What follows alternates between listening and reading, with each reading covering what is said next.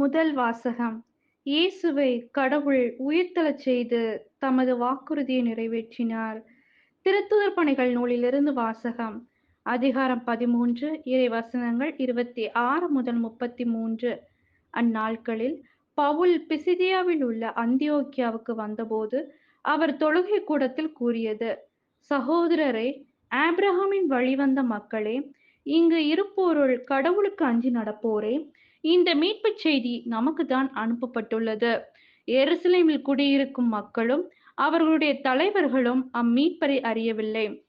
ஓய்வு நாள்தோறும் வாசிக்கப்படும் இறைவாக்கினர்களின் வார்த்தைகளை கேட்டும் அவற்றை புரிந்து கொள்ளவில்லை.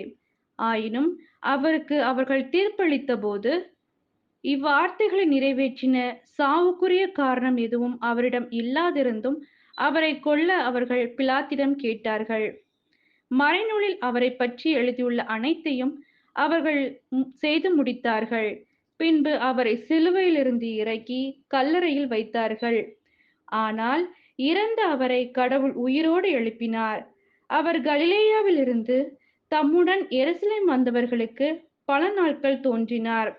அவர்கள் இப்போது அவர் தம் சாட்சிகளாக மக்கள் முன் விளங்குகின்றார்கள். இயேசுவை கடவுள் உயிர்த்தெழச் செய்ததன் வழியாக மூதாதையருக்கு அளித்த வாக்குறுதியை அவர்கள் பிள்ளைகளாகிய நமக்கென நிறைவேற்றினார். இதுவே நாங்கள் உங்களுக்கு அறிவிக்கும் நற்செய்தி. இது பற்றி 2ஆம் திருப்பாடலில் நீரே என் மகன் என்று நான் உம்மை ஈன்றெடுத்தேன் என்றும் எழுதப்பட்டுள்ளது. இது ஆண்டவரின் அருள்வாக்கு. இறைவா உமக்கு நன்றி.